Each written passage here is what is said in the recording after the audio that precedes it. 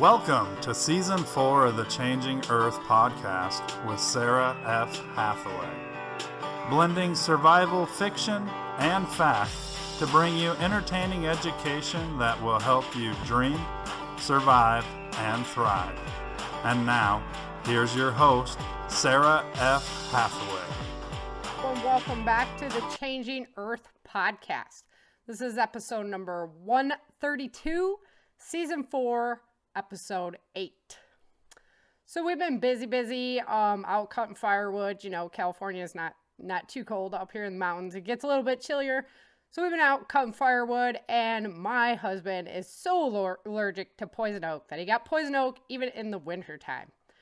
So I am not allergic to poison oak at all, and I was putting it out there to you guys. What do you use to not only prevent yourself from getting it, obviously, other than not touching the oils, etc.? I mean, everybody gets that. Is there something that you can take to make yourself less allergic? Some kind of plant that you can eat to make yourself less allergic?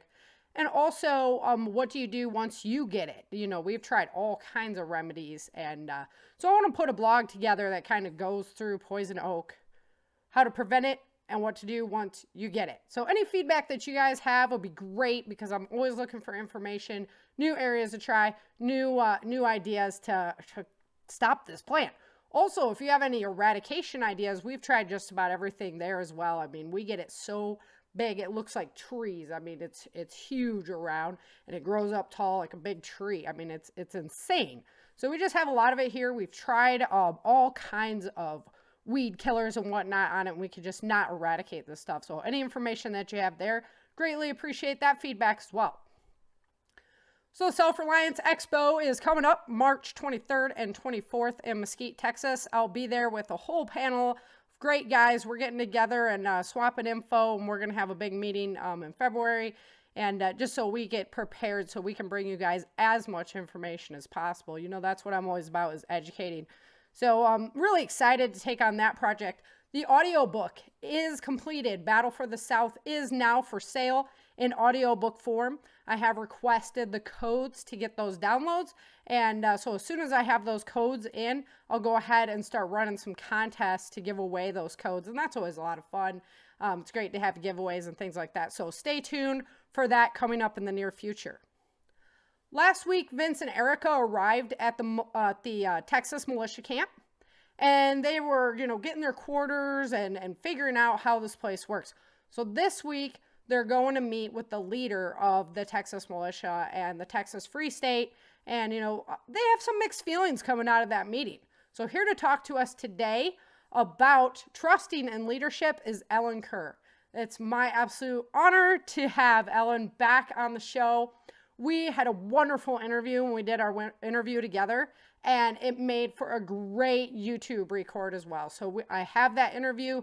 That one is live video. It's not just slides. So head on over to the Changing Earth channel on YouTube and check out all the goodies I have there. I've been putting together videos of all the past episodes and doing slideshows and things with that. So it's not just boring to watch. You're actually getting the information out of it and having a lot of fun. So head on over. That's the Changing Earth channel over on YouTube, and you'll find all of season 1 is there. I'm starting season 2. Just the end of season 3 is there because of where I picked up getting the videos out there. And then all of my current episodes are going up on there. And like I say, this is a great interview that I did with Ellen, and the video is posted up over there. So without any further ado, let's go ahead and get into the Battle for the South story. Chapter 8. The warm water cleansed their bodies as they showered together, enjoying the companionship and fresh feeling.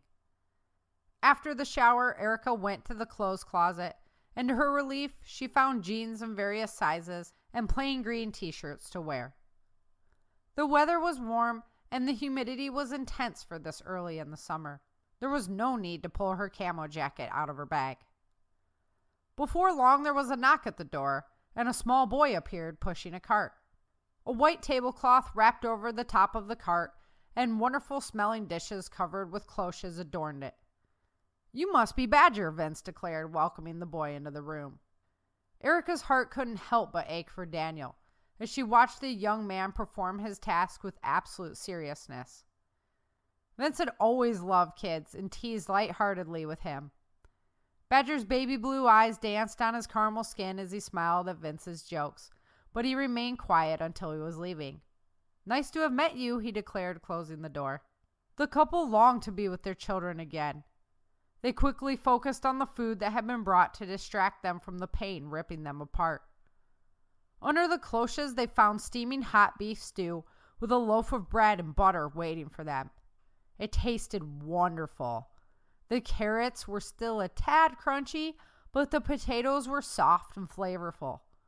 The bread was warm and squishy, and the butter melted in your mouth like fresh cream.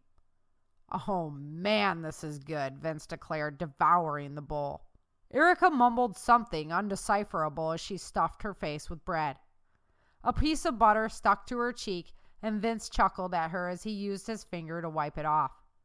They gorged on the fresh food until only crumbs remained on the plate. Sitting back, bellies full, they wished the knock at the door had not come, but it did. Janelle entered the room. "The governor is ready to see you now. Are you done eating?" she asked rhetorically, staring at the empty tray. "Yes, ma'am, we are," Erica replied, "and it was so good." "Isn't it? Chuck and Darlene do their best to keep us well fed around here," Janelle replied. "And I'd say they do a damn fine job," Vince agreed. "Let's go, guys. We can't keep the governor waiting," Janelle urged. Vince and Erica rose from their seats and followed Janelle back down the hallway to the main lobby area. They passed militiamen, headed one direction or another. Exiting out into the courtyard, they headed back towards the castle building. This building was one that used to host classes on various subjects.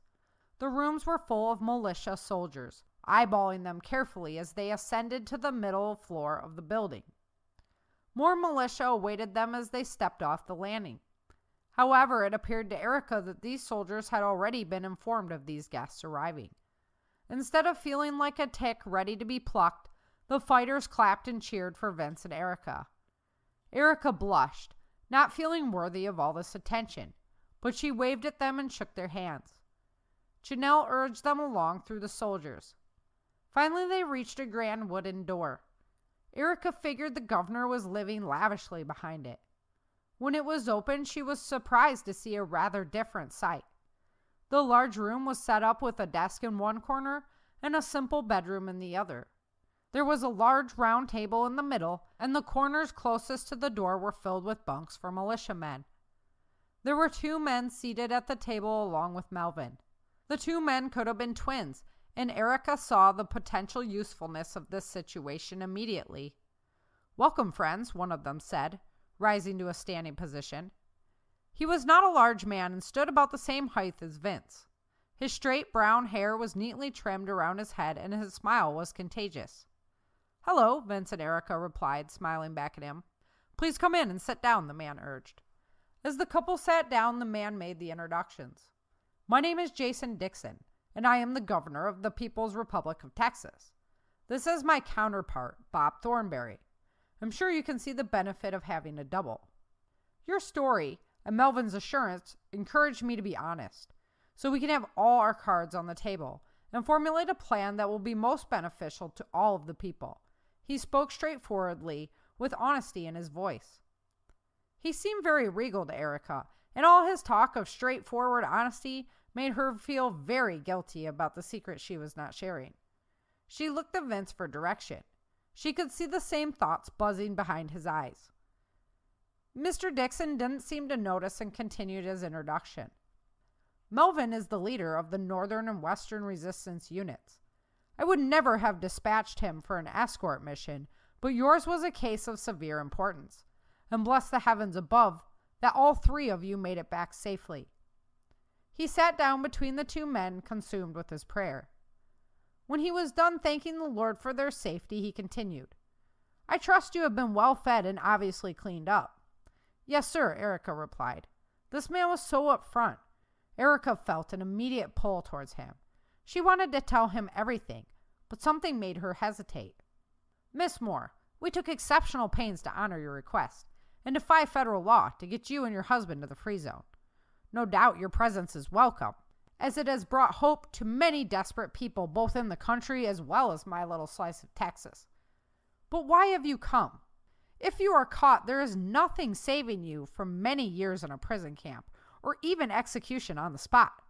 Why would you risk this? He wondered anxiously. I'm going to get my mother, Erica replied. It was an honest answer, she told herself. I see. Is she in a prison camp? No, she is employed in a textile factory, Erica responded. I see, Mr. Dixon replied. Erica still hesitated, despite sensing that Mr. Dixon knew they were holding something back. The door opened and a soldier hurried in. Removing his hat, the soldier's blonde hair was pasted to his head. He charged across the room and whispered to Mr. Dixon and Mr. Thornberry. Well, Mr. and Miss Moore, it seems your mother is going to have to wait a little while longer. We have a hurricane moving in on Houston, and little time to prepare for its arrival, he announced, clearly still curious about their intentions. He didn't understand why they would take such a risk when work at a textile factory was a safe place for someone to be employed at. We'll finish this conversation later, Mr. Dixon announced. Is there anything we can do to help? Erica wondered. We used to be on a rescue team for the federal forces. Any help will be greatly appreciated, Mr. Dixon replied. No doubt you are tired, though. Go rest and report to Janelle at 0500 to get your caravan assignment. Yes, sir, Vince replied, eager to have a focus and concern for the people that would be in harm's way. Nice to have you on board, Mr. Dixon concluded, as the soldiers entered the room and his attention shifted to readying teams for tomorrow's mission. Janelle had entered with the soldiers and led Vince and Erica out of the room. The whole building was buzzing with activity. Soldiers were carrying out supplies and medical rooms were being readied for the incoming injured. Erica almost felt bad as she and Vince were ushered into their room to rest. Janelle left them in a quiet space and Erica exhaled deeply. Vince, eyeballing her, knew she was in deep debate in her mind. What? He asked. Mr. Dixon. He seems so honest and forthcoming. How can we not tell him? Erica spoke her mind. Not yet, baby. Let's just see how things play out. I mean, with his double right there? How do we know we were even talking with the real Mr. Dixon? Vince countered. Why would he have shown us at all if he was deceiving us? Erica argued. To seem forthcoming and honest and find out what we know, Vince responded. Erica thought on this. She always wanted to trust first. She wanted to believe that deep down people were good. But she had been proven wrong so many times. She didn't know what to think anymore. I want to help too, but we probably shouldn't even be doing that. It puts you in harm's way, and we should be focused on getting your mom and heading to Las Vegas. Vince added his own indecision to hers. Erica thought on his words. I know, Vince. But how can we just walk away? Plus, how are we supposed to get my mom out without their help? Maybe if we help them, they would be more apt to help us without asking questions, Erica countered. True, Vince agreed. He crossed the expanse between them. But you better promise me you're going to be careful. Erica stared innocently into his eyes. I promise, she replied with a sly smile. Come on, you know me. I'll be careful. Yeah, I know you, he laughed, hugging her tightly. They made passionate love to one another as the hustle and bustle continued outside the window.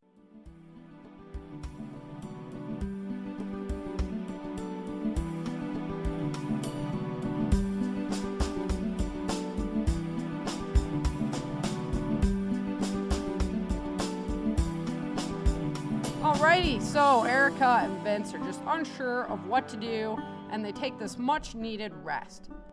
You know, this chapter really got me thinking because I focus a lot on leadership and just being that leader that, really stands apart.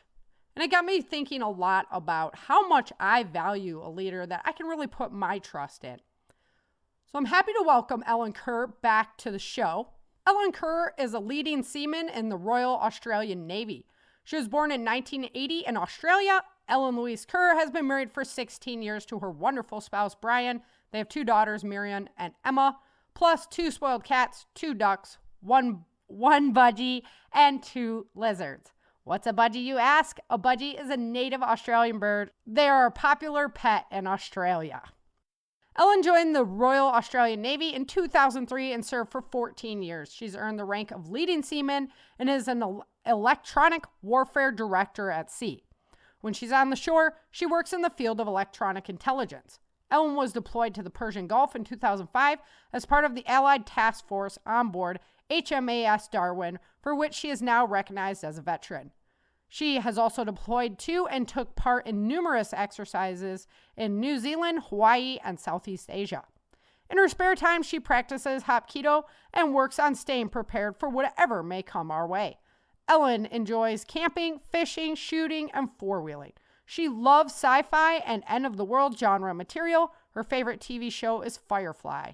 She loves her ducks and motorbikes. So let's go ahead and welcome Ellen to the show. I'm back today with Ellen Kerr. Ellen, thank you so much for coming back on the show today. It's such a privilege. Thank you for having me back. Well, I'm happy to have you on. So this chapter, we're looking a lot at trust issues. And we're actually looking a lot at that in the whole beginning of this book. But, Erica just doesn't know who she can trust. She's been introduced to this new group that is kind of sheltering her. They know her story. They know where she's been. And so they want to shelter her and take her into this community. But she doesn't know, like, she's been hurt by so many people now. Should we trust them or not? So I really I've done an episode before on trust issues. I'm going to have another one this season even, because I just don't think it's going to be so up in the air in an SHTF situation. The issue of trust. You're right? correct there. It's going to be very hard to trust the people, even that in those situations, because those situations bring out the absolute worst in people, and your closest friends can turn into enemies very quickly.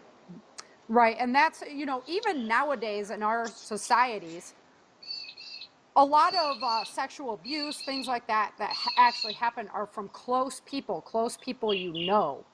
So yes. Now we have all these stresses, and so even those people that were bad before, now you're going to have even greater numbers. So that's correct. Yeah. So I'm excited to talk to you. You're another female. I don't have a lot of females with your extensive background on my show, so why don't you go ahead, just give us a brief bio. We've already had you on the show once, so people who know who you are, but I just want them to know where your position is and things like that, so they can understand, why you're an authority to talk to about this trust issue and positions that you're in as a female as well. No worries. Well, I am Australian, born and bred, 20, I'm giving myself a age decrease then, 37 years, 37 years old. I am married with two children, 18 and 11, and I have been a member of the Royal Australian Navy for 14 years, a veteran. I've deployed to the Middle East, to Southeast Asia, and to Hawaii for RIMPAC. I am an electronic warfare director on board the ship. I've just come back from 2 years at sea, and I've made the rank of leading seaman, which is a junior enlisted role into the leadership on board the ship. So. I awesome. deal with my subordinates and sort of maneuver them in where they've got to be and stuff like that. Right. So yeah, congratulations. That's so awesome that you've made it there, and I just hope for your continued success. On wherever that path takes you, because that's awesome.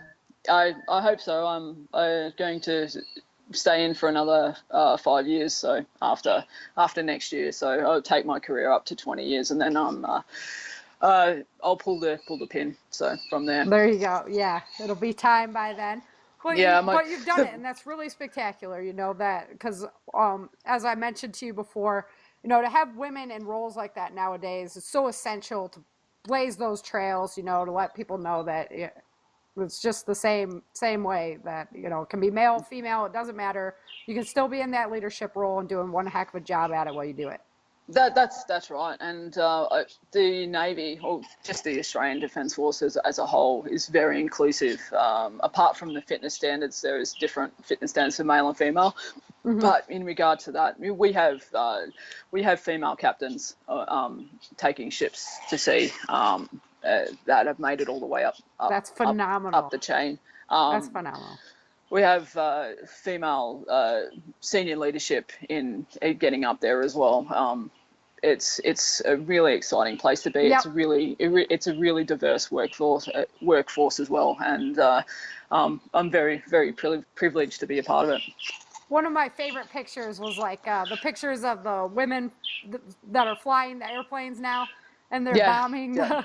I know it, like, bombing's bad, I don't know, killing's bad and all that, but like, yes, way to go. Like, they, that's hardcore. In Saudi Arabia, they've literally just had a debate over women driving. Women got the right to drive, right? But the guy, he presented scientific information that when women go shopping, their brain shrinks by 2% every time they go shopping. Well, if there's specials on, right? we just have that mindset. We just have that mindset for that. Right? We go into that sort of that subprimal sort of thing that we have to take care of the people around us, and then that operates in any scenarios. Shopping. Oh, I can use that and buy that for that and this for that, and that's not what makes us different from males. It's what makes us us. Exactly.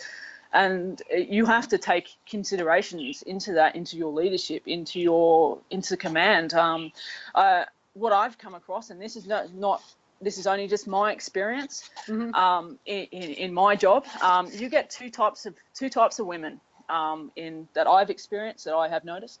They're women who have kids and who don't have kids. Their personalities change. So true. You'll find that the people who are that get to the senior leadership are the people who don't have kids, and that's a sad aspect of it. But for me, they can devote more time.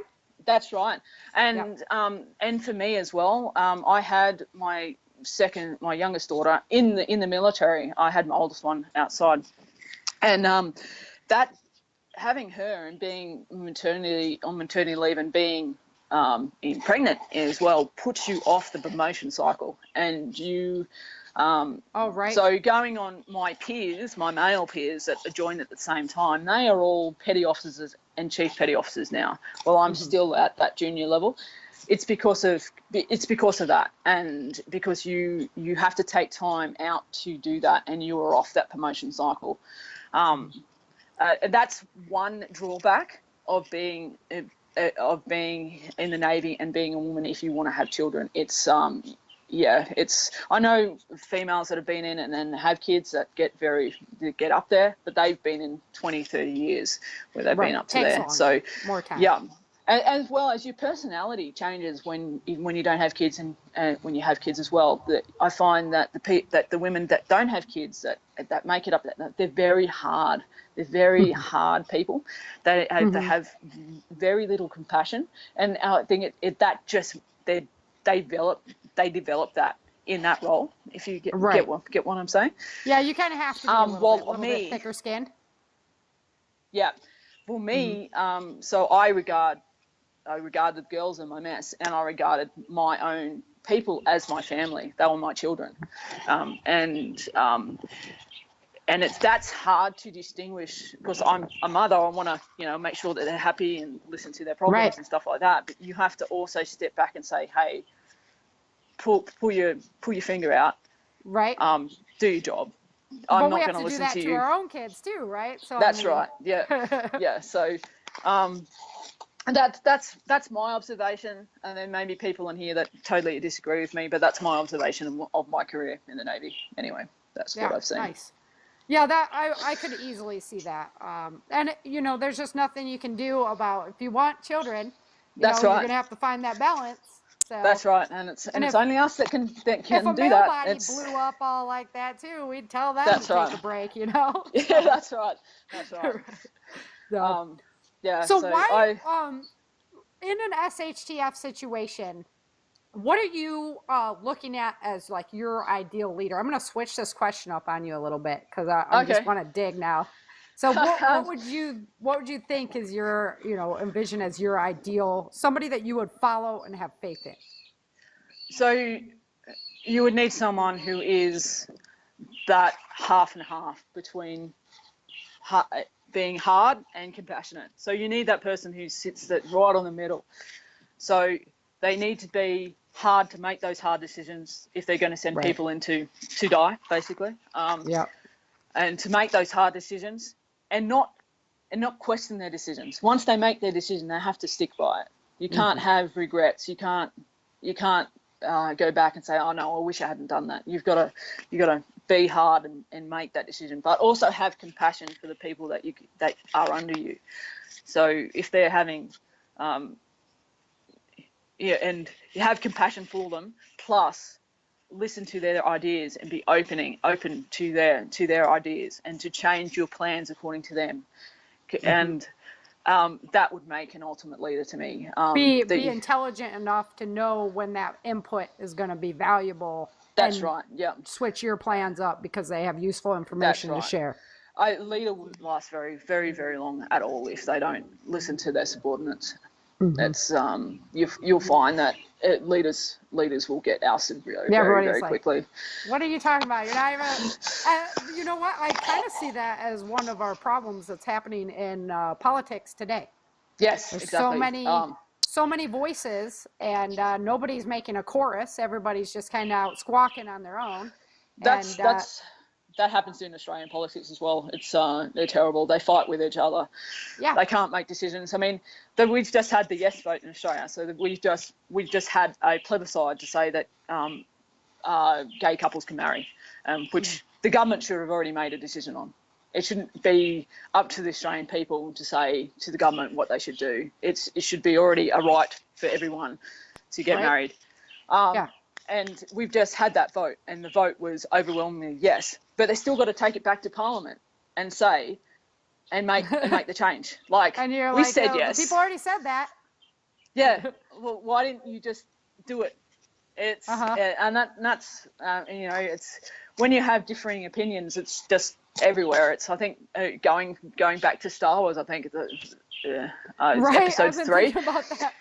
When what's his name? Amidala, when she's in the Senate that's right. And he says, "Oh, why didn't you just make it?" And she said, "Well, that's a dictatorship." So you're going to have differing opinions on either side, and that's left and right wing there again. And, exactly. That's politics. You can't divide it.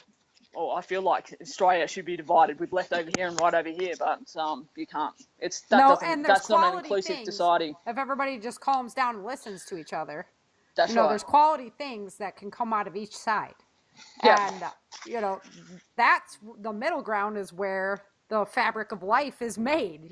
Yeah, that's right. Everybody's still like, oh, I can't even allow myself to think that way for a moment because it's going to be horrible. Yeah. That's right, and you have to have that those two sides. You have to have that. But what I don't agree with is the protesting, the violence that occurs from the extreme left and the extreme right. I don't agree with that. In my opinion, I see it a little bit more as a breakdown of values. Yes, exactly. A loss of respect. Yeah. I mean, right. We respect you as an individual. But that means you need to respect us as an individual. Everybody, that's right. Everybody. Yeah. If you want respect, you have to give that respect. You have to respect that business owner who owns the business. You don't go and throw a rock through his window and. That's right too. They've sort of like now that we've got the yes vote, all they're sort of thinking about now is like, well, if a baker has got extremely had their religious views and say, well, I'm not going to bake you a cake. Right. Yeah, for this wedding, because that's their personal opinion, and that's their right to have that personal opinion. Well, that's what they're debating now in Parliament as well. Well, he's got a right to say that. Right. And the person who is asking that should be taking that, okay, that's your opinion, not be protesting about it. Exactly. And move on to another person to make a cake. There's another bakery down the street. Exactly. And that's capitalism, and they're going, I want the business.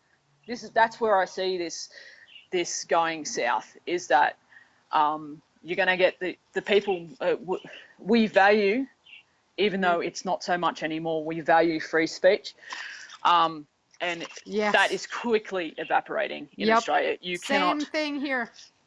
You cannot, especially on the right side, because I'm military, you obviously go to the right side in that Yep. regard. If you are right-minded, you are a bigot. You can't say anything. Yep. And Yep. and Yeah, you're a yeah, racist, and that's right. And you're just we're not. your thoughts are old, and you're. Yeah, that's Yep. right. So Yeah. that's where the muddy water is, and that's where they're going to. I think it's going to bite us in the ass As a people. very, very Yeah. quickly. Yeah, it's Yep. we're already in a. They're like, well, you shouldn't say that because it's offensive. Well, that's exactly the speech that you should be protecting. Yeah, exactly. Right? Because it's a learning opportunity to go, you know what? My child, my friend, I don't agree with this, and this is why. Yep. And we were already a nanny state so much in Australia at the moment. It's you can't even like if you own land, you can't even cut your trees down in some size, and I mean California's the same way. Same way. And you can't even build the building that you want to build because you got to pay local government, you got to pay state government, you got to pay federal government, and 3 forms of taxation as well. It's it's terrible. So we're not there yet. Although I don't like everything that we use has a state tax on it. Yep. So the fuel just went up. They've got it on the internet, on your cell phone, on your blah blah. I mean, so how many other taxes are you paying in addition to your income tax, your property tax, your tax on everything? And our electricity and our gas prices in Australia, it's terrible. Because we don't have nuclear. We only have one nuclear plant, and it's a scientific research facility in Sydney.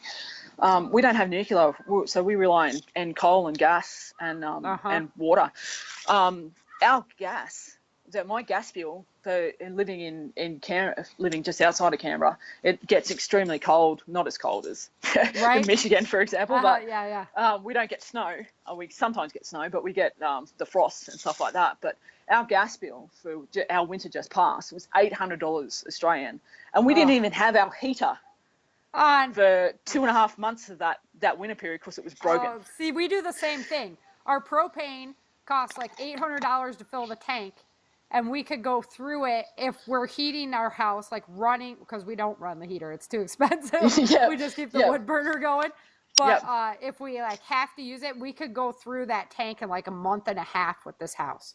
So it'd be every other month, basically $800 to fill that tank. It's just like. And that's going to be a massive next issue in Australia is the power, because they want to close down the coal power stations as well. What about solar? You should be able to do good solar options there, right? Yeah, so we have massive solar farms here in Australia, and we get that Aussie sun as well. It's we do it, but it's not very efficient in regards to providing that massive the power for they're doing communities. A lot of wind farms in Texas and stuff too. Yeah. I wonder. We have wind farms here, but we've got you do all these, and then you get like solar farms and stuff like that. You have to have acres and acres and acres of solar farms, of that. And for wind turbines, the greenies are getting up in arms about the wind turbines because our eagles and stuff, they fly into them and they get much stuff and stuff like that. Yeah, we got a whole bunch of our windmills taken down in California because of that. Well, what do you want? Like, you want energy and stuff like that, but you're not allowing us to do it. You don't want us to have coal. You don't want us to have this, and you want us to put more in renewable energy, but you're telling the wind farms terrible. Yeah, and plus you can't do that now because of the birds. What gets me, what people say is green energy. Oh, this is green energy. No, it's not green energy. The amount of energy that goes into making solar panels, that making wind farms, to making all this stuff, you can't recover the energy that goes into it in what you get. So your argument is invalid, and I have arguments with people all the time about this. And so, it's for this. I said, I agree with it. I am all for it, but calling it green energy is a fallacy. It's not green energy, because, as I said, the resources that go into making these things and the oil that you have to have in these turbines to keep them spinning has to come from somewhere. Right. Yeah. Well, that's what the electric cars, Oh, Yeah. we'll run electric cars. That'll be much better. Oh, yeah. Well, where do you think the electricity that comes from your house comes from? Where does the rubber come from to make the tires? Because they're not made from actual rubber. They're made from, Right. They're made from fossil fuels. I'm pretty sure that it's all tires synthetic. are. Yeah, that's right. Uh-huh. Where does all your electronic components come from? Oh, yeah. It's, those terrible mines in China. So, and then the batteries too, like the battery, to store the battery systems. There's all lithium and things like that. Well, China's been buying up all the lithium all over the place. Yeah. And, so what are you funding, to keep all this going? Right? So you got the left saying, oh, we want all these renewables, and then you got the right saying, well, it's going to drive electricity prices up, and because you're doing all this, and it's not a constant power. You're going to have still the big power plants, i.e. nuclear, coal, gas, or whatever, to provide the backup power for when the renewables don't work or are not working, because it's not a steady stream. It's not a steady stream, and that's where they're going. Definite ebb and flow. Yep. And then they're sort of going into that massive battery storage at the moment. I think there's a lot of research going into that and that's the future, I think, is the massive industrial size batteries for communities. Tesla came out with a really nice battery that hangs. It looks good. You can stack them out for industrial purposes, but they're so back ordered. You can't get one for like 7 years or something like that. Yeah, that's right. Yeah. I think it's the future is coming, but it's just not here yet. And you can't shut down plants and not have enough energy for people who need it now. Right. And yes, we should not be using coal, but what's the alternative? We don't have anything at the moment to do that. They should have like the huge solar array that sits out in space and it just beams back power. They've already developed the technology, basically. It's just but they're getting just it like, together. oh, well, that would screw up all the fossil fuel money, the flow of money on the planet. That's true as well. So, it's like Big Pharma. Yeah, exactly. Yeah. It's the corporations of the world that keep the world running and people in power. Right. So obviously we're having some trust issues with that. Yes. Right? Globally. Exactly. Globally. So that, was going to be my next question is like, how could you even keep a family, a unit, an organization together once we develop these trust issues? So I think that's kind of what we're experiencing. Like, I don't know how we heal it. Yeah, it's hard. Once someone has burnt you, you're never going to have the trust in them again. That's my personal opinion. I'm going to just tell you something, and you can take it out on it if you're not, but I was abused as a child, and I will never, ever trust. I have trust issues with men to begin with. So that is always going to be there for me. It's my personal situation, and because that was a close family member, as we said before, and so I find it hard to trust men to begin with, in that regard. But as I said, that's my personal opinion. It takes me a long time to develop that trust in a person. And especially on board a ship, when you have to rely on everyone around you and everyone has to be part of a team, you cannot get out of these situations without being an individual. You have to be part of a team and have those have trust in your command. Otherwise, it's going to be a very, very long time for you to be on board. So yeah, it's that developing it for a family. If you have got a strong family unit, you can forgive things that happen to, like my teenage daughter. We had a lot of issues with her as a teenager, and our trust was non-existent there for a long time. And as she's grown and developed, and now she's 18, we got her through that. We somehow got her through that. Got her through those years. I have a 17-year-old too, so yeah. Yeah. it's like we're developing that communication, that trust again. It's been a while, a long road, but it can be recovered. It's just you have to work at it. Right. And family, you got to take the time. Okay, so I can't just go, yeah, I'm done. Right. Yeah. Family takes. You just can't walk out. And I have a brother who's back and forth with the trust issues. So but they're family. They're your blood. So you have to make accommodations to it, and that's what I say. She's my daughter. I can't do that. I can't not cut her out. She's there. Right. She's mine. I found this quote when I was kind of researching into, what's going on. So I found this quote, and it's this lady, the trust lady, Vanessa Hall, and she has a book, The Truth About Trust in Business, and she says that women understand how important trust is, or do you feel that women who understand how important trust is, that they're more prepared to do what it takes to build that trust and more careful that it isn't broken? Do you think that's like more of a female trait over a male trait, because females usually have to work harder in the business world, the military world, to prove themselves that I'm somebody to be relied upon? Yeah, that's very true, and I would say that's a yes.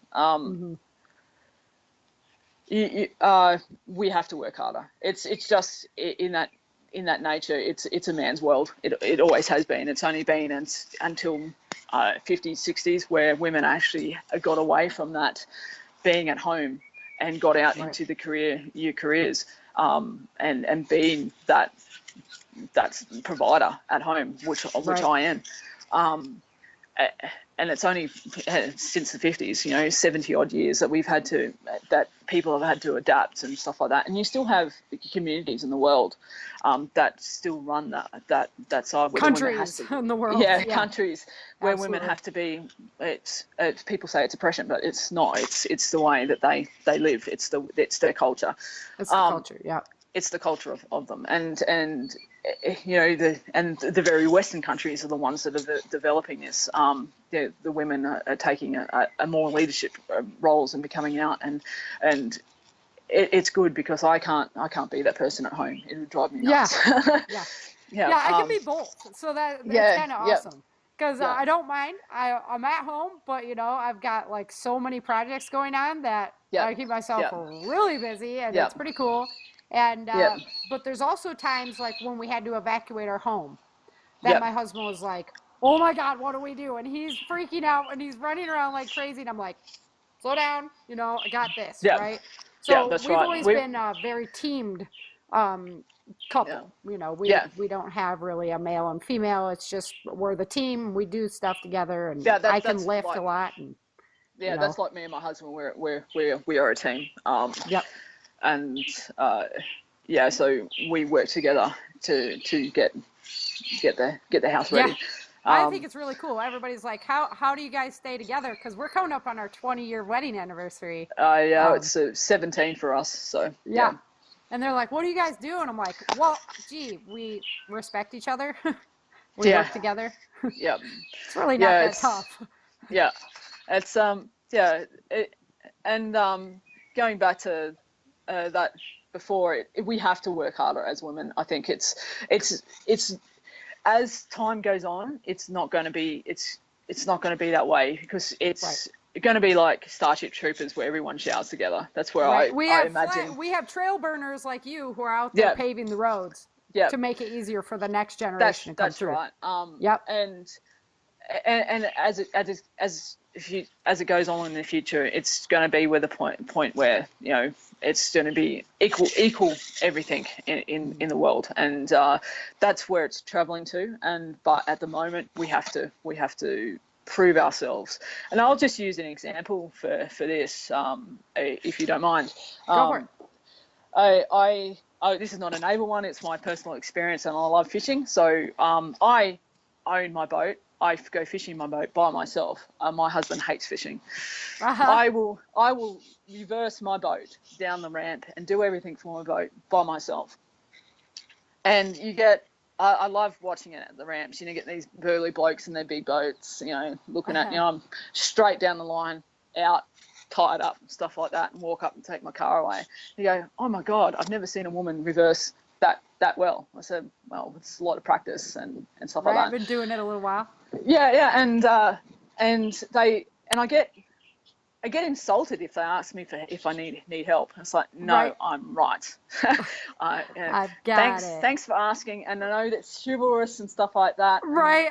Thank you for being a gentleman. Thank you for being a gentleman, but I don't need help, thank you. And that's my personal opinion. That's where I've seen it, especially being in that sort of that male-dominated sport area. I experience a lot. I grew up there. I grew up there stuff. myself, bow hunting and doing a whole bunch of things that women weren't supposed to do, playing ice hockey. That's right, yeah. Yep. So I still lift a good deal, obviously. I do a lot of martial arts. And my mom's older generation, her friend is from even older generation, where it was definitely like the guy was going to do everything. And so whenever we're unloading something heavy from the truck or doing something heavy, he's like, he's going to go do it, right? And I'm like, you have a bad back and a bad knee and all this stuff. Yeah. Like, I could bench press him. And I'm like, dude, I can just get out of the way, please, But it's still, he's got that, I'm a man and I'm supposed to do it kind of thing. And I'm like, whatever, you want to break your back, go for it, dude. I'll stand here. Yeah, you see that a lot as well, but not so much in the Navy because we get together and we do it all together as a team. So it's you train together. So that's right. We train together, sleep together, train together, get out of situations together. So it's you build that trust really quickly, and individuals are found out really quickly. So do you think that women as leaders are more respectful of that trust because they understand, just what it takes to build it up? Yeah. So sorry, what you sort of dropped out there for a second. What can you say that again? Okay, so do you think that women are more respectful of like the trust once they've built it? They don't want to screw with it because it took so long to build it up. Yeah, that's right. And you'll find that women will not be willing to break that trust either, as much. It will take a drastic situation to break that, as well. It takes us so long to earn it. We don't want to destroy it very quickly. Yeah, that's right. So that's something to think about, like. Because guys might be sitting out there going, well, I'm still not going to respect, a female president or something like that. Well, if she's that's right. Obviously not the one that we had up for office, we don't want her. No, we won't mention those. We won't mention names. I mean, we've had a woman prime minister, but she just wasn't a very good leader. I'm not saying that. I'm not saying that. Yeah, it was a great step in the women movement. No, it's not a movement, but a great step for women. But she just wasn't a very good leader. Yeah. And to get to that position in the first place, she backstabbed the previous leader to get that position. So and that's what I'm saying. There was no trust with the that's leader. Right. So that's right. So we don't. So the party elects their leader in Australia. Mm-hmm. I'm not sure how it works in the US, but the party. So we have two major parties. We have Labor and Liberal. So each party, and they have the elected people from each state.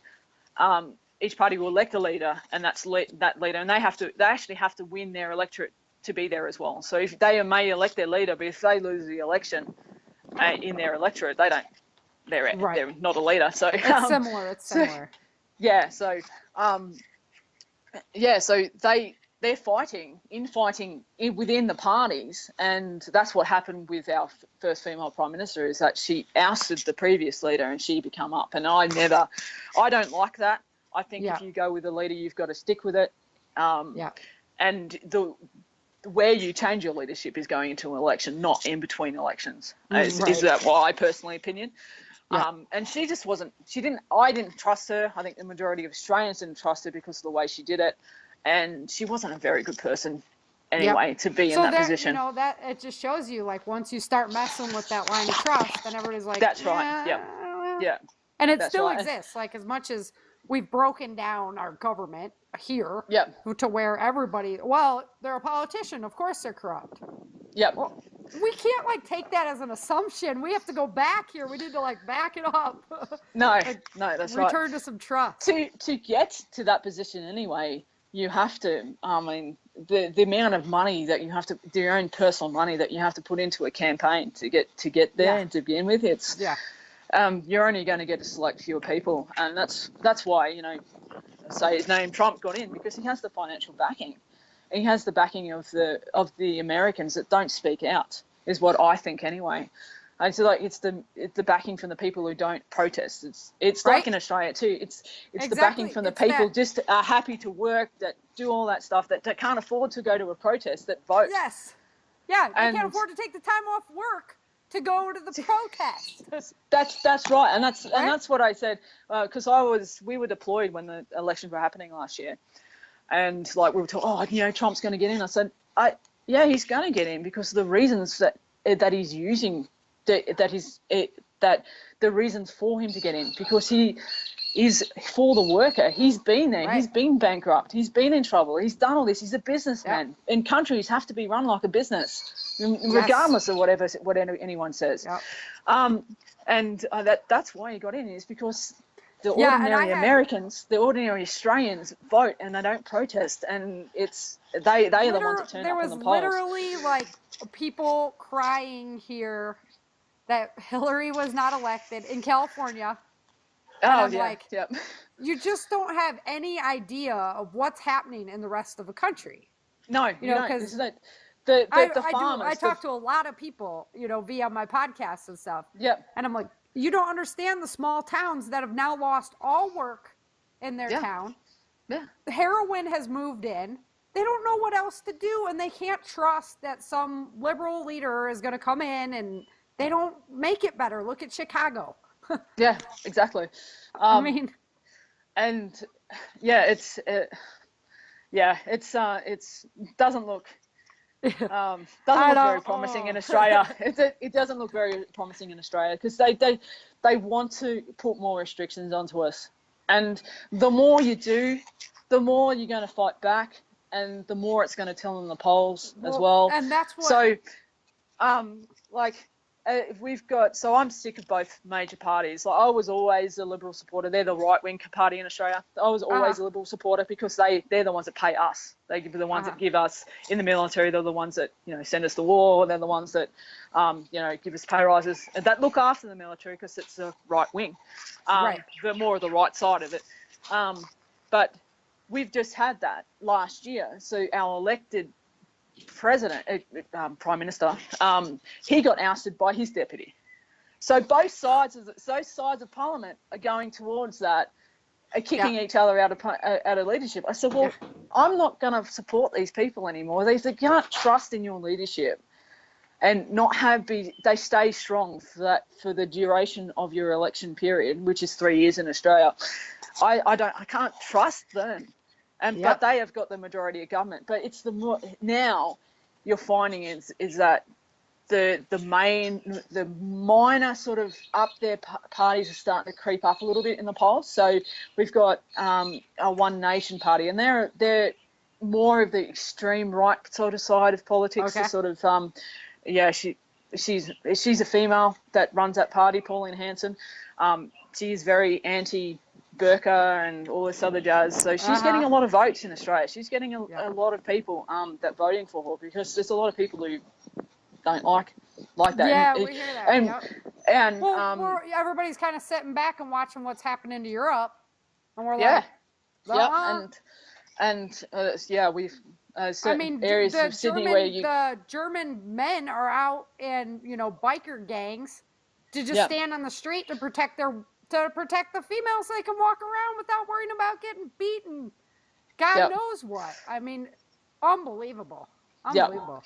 So the restrictions. So I'm a Shooters, Farmers and Fishers Party supporter now. So they're the ones that support our right to be able to go and fish.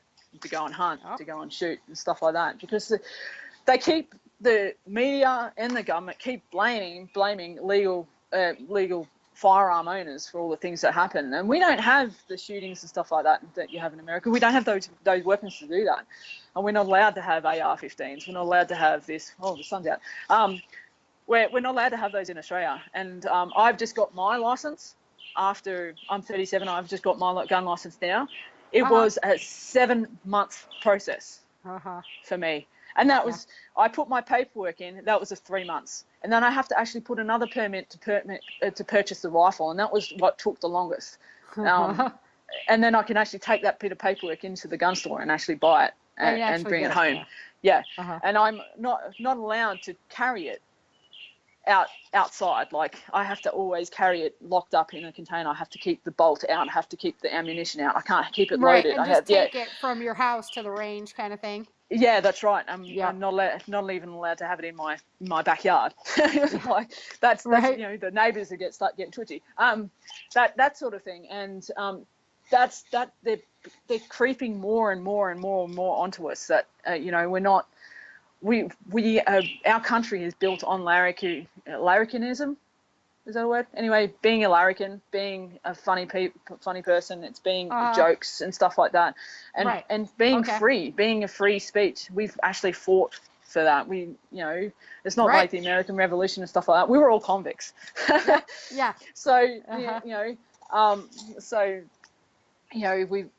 that's what makes Australia great. But they're slowly eroding. That's what I've been trying to spread the message of. Is everybody is out here, well, the government is going to do this and the government's going to do that. And I'm like, look, we don't get our rights from the government. No. We get it from God, and nature's God. So even if you don't believe in God, you can believe in nature's God, which is the universe or a pumpkin or a pineapple, whatever you want to believe in. Okay? That's where your rights come from. So every time they make a new rule, the people have decided to give that right to the government. That's right. Yep. So it's not just about gun control. You're not like attacking a gun. What you're doing is asking each and every free American to give up their right to own a firearm and give that to the government instead. I mean, that's where I'm envious of America, because you have that right. You have that Second Amendment right. We don't have that. Firearm ownership in Australia is a privilege. Well, and California does their best to beat down the Second Amendment. We have like a really slim list of guns we're allowed to own here. You have the 10-day wait period. You know, they do their best to try and limit out the Second Amendment, but I'm still allowed to grab my gun and go shoot outside. And, that's right. It's very restricted. It's very restricted here in Australia, and it's getting more and more and more restricted. The senior doctors in Australia just recently said that all firearms should be stored in a central locality at gun clubs. No. So, and I've just gone, are you serious? You've just singled out those locations to get the gun stolen. Right? Yeah. So everybody can go bust in.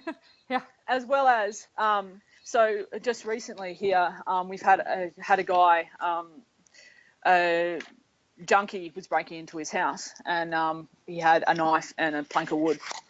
And he's grabbed his .22 without the bolt, without it being loaded, just as a club, and confronted this bloke. And he stopped, and he made him and done a citizen arrest and stuff like that, and delivered him to the police. But he had his guns confiscated. What? He had his guns confiscated. All his guns. He was a farmer. Had all his guns confiscated for the investigation. And I've gone. And there was a massive outcry from firearms owners and shooters in Australia. That's just not right. We are not even allowed to protect our own homes and our families. We don't have a castle in Australia, and that's the sad bit. They can come in, and we're the only way that we're allowed to fight back if they hit us first. And that is so wrong. It is. So I know if someone is going to come into my house, I'm probably going to go to jail. That's the other thing that I keep telling everybody here is, like, be careful, because it's so special here with Yes. the laws that we have in America. Yes. And they're like, whoa, is the Constitution still relevant? Oh, why would it suddenly not be? Like, No, what that's right. happened? Like, Well, no, I mean, you don't understand. And like, do your research to figure out, you know, what they were thinking when they made it was they were Yes. under some mad oppression. They didn't want to Yes. be anymore. You know, Yes. we haven't Yes. been. So don't get so comfortable that you're like, oh, well, whatever. It's no big deal anymore. No. No. Oh, No. that is a And bad people idea. died. People died for that right. So. And, Let's just jump ahead and talk about like some of the things, some of the elements that when stuff hits the fan, we're in a leadership role now. People are looking to you. What kind of, you know, what can you exhibit? How can you gain that trust? okay. You know what? Wait. Before we do that one, I do want to do, because of your position within the military and stuff, or in the Navy, I want to talk about what do you do if you have somebody, you have faith in this leader. Yep. And you believe in them, that they're going to do a quality job, but you have somebody in your group that does not. What can you do about this? You know, 'cause they can kind of poison the water. Yeah, we sort of experienced that a little bit last year. It depends on the person's individual situation that happened. So he did something naughty and got ramifications for it, and so obviously he had a bad thing for command. He didn't like them, so automatically that puts you off in the bad foot. But what you can do is that to have a forum and discuss these issues, just with yourselves, and identify what the issues are. Mm-hmm. And then try to come up with a solution that identifies those things, and then say it to the person, to the leadership. This is what the issues that you're having with this person. Maybe you need to just go around it a different way, and that's all in that forum sort of idea. But when the actual stuff does hit the fan, is that you're going to have to be able to take those orders regardless. You're going to have to trust in someone. And if you don't trust that someone, the trust that he has or she has in you, he's not going to give you the positions that gonna be, get you out to get out there. He's going to keep you rather close by and keep a close eye on you, because he can't trust you to do the jobs that matter. And that's the where I see it, is that those people are going to have a hard time, because they're going to get the shit jobs. Right? Yeah. So you're gonna have to talk it through. But there is going to be times where they're going to just have to lump it and follow regardless. And if they don't, they're probably going to die. Yeah. So yeah, you're going to have to that, and not all that has to come out in a forum. I said, well, if you're not going to follow him, he's probably not. If you're in a situation, he's probably not going to go rescue you. If that's your views, it's probably time for you to move on and find another group. Yeah, and that's what I think about that. Yeah, I was just wondering, because I was like, okay, so you have this awesome group going, you have one person who's being like a, the leader did this or that, he's spreading like the rumors and stuff. Yeah, that's right. Yeah, and that has to be nipped in the butt really quickly. Yeah. Otherwise, you're going to have everyone getting dissatisfied and stuff like that. And so you're going to have to the leader going to have to identify those issues earlier on, and trust in the people underneath him that come up to him with these issues and understand take care of it too. And information flow goes both ways. So he will probably have to, he or she will probably have to deal with those people, and either kick them out of the group, or say, well, if you don't follow this, and if you don't do this, I can't trust you, and your life is going to be hard. Even worse. That's right. Yeah. Uh-huh. Yeah. Yeah. And the last thing you want to do is to have fractions within your group, and that's you can't rely on everyone on each other, and that creates. It's very dangerous. That's poison in very the water dangerous right indeed. there. Yeah, that's right. Yeah. Okay, so let's finish up with the elements that build up trust, because I always like to pick everybody's brain on that one. Yeah, no worries. I have a list. I'm a lister. Right. Cool. So the ability to communicate and the ability to listen.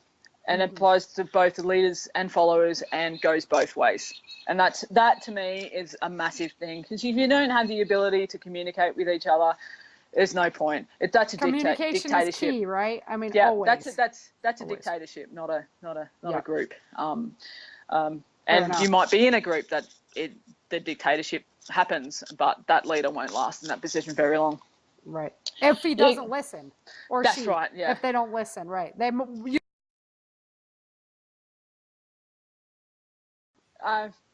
So common goals. Not only the leaders, but from his followers as well. You want to be able to have that end game that you want to be able to reach to. Yep. And then your goals to make that a common focus. Everybody's driving to the same point. Yep. Yeah. The ability to be able to voice opinions in open forums, and to listen to those opinions, and the leader to actually act on them. There's no point listening to them and having, that's all good ideas, but you have to act on them as well. And if you can't act on them, being like an agile problem solver too. That's right. Thinking on your feet and changing the direction very quickly. Yep. And leaders' tenacity to keep moving forward when it seems that all is lost. I think that makes a really good leader as well. And then in the depths of like when at sea, when we in our workups period, so that's when we get people come on and exercise us in all aspects of naval warfare, and this process goes on for like 6 weeks or so, and very little sleep, a lot of damage control exercises and stuff like that. And you may seem you've only slept for 2 hours and all is lost, but then you get the captain coming around with ice blocks and they're called super dupers. And you get an ice block and while you're in this like 5-minute break to have an ice block and stuff like that. It's like, yes, just get you back up and running, like that's a good leader to identify when their motivational perseverance, right, gives you the spirit to keep going as well. To identify when the team is down and out, to actually get up and keep moving forward is a massive thing, and that's where and feeds both ways, because there's times everybody's going to get but if your team's motivated and your team's there for you, it helps you to go all right, I'm doing this. Yeah, that's cool, and it just gives you that extra motivation to go forward, I think, too. And I've had some really good bosses over my time, really good captains, and they just, once you get that relationship, it makes the whole deployment happier place, deployment exercise and stuff like that a happier place. So I was very privileged with the captain I had last year. He was a very, very good guy and trusted me in my ability to get my job done, and I got to fire off some pretty expensive equipment. So nice. So big booms. it's like $1 million. I pressed the button to fire those off. So that sort of thing. I gain the trust. I gain that professional relationship with my CO, and that's a massive achievement for me over my career. I haven't had a really easy career. I find it difficult to get into that leadership role. It's taken me a long time to develop these leadership skills. Because I'm a follower. I've always been a follower. And, I like to be second in command. I'm like, okay, I'm good. I can help you take care of it all, but I don't have to bear the weight of the whole thing.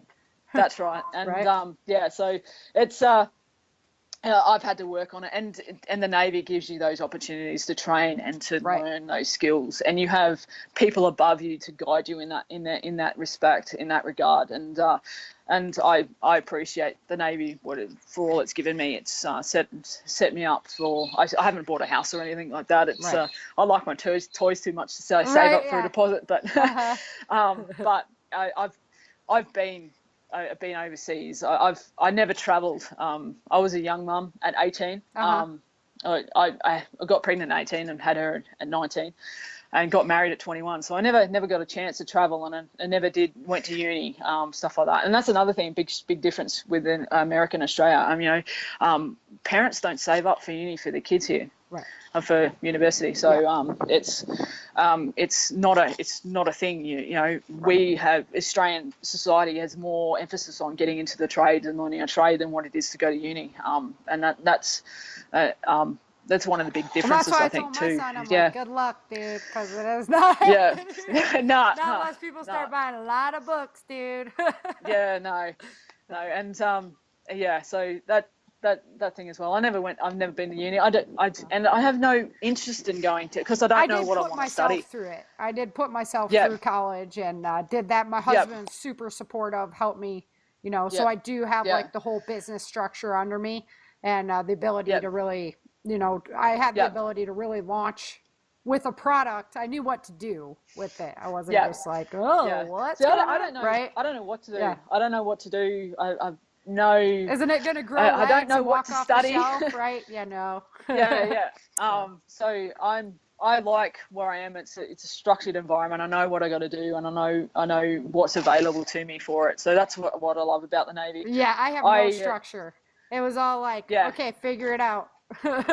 Yeah, and I know I've always got a house where I post to, like I get cheap rent where I am and stuff like that. So that's why. And I never travelled overseas until I joined. So my first foreign country I actually stepped onto was Diego Garcia in the middle of the Indian Ocean. It was my first ever foreign country. It's like it's owned by the British. There's more Yanks on it than anywhere, more Americans. Sorry for using a derogatory term there. And administered by Filipinos, so it's a very interesting place. It's this little island atoll that the US Navy uses for refueling and stuff like that. But that was my first ever foreign country I stepped foot on. So yeah, that's cool. And it's all been for with me, the Navy. Of course, it's like Canada, Mexico. You know.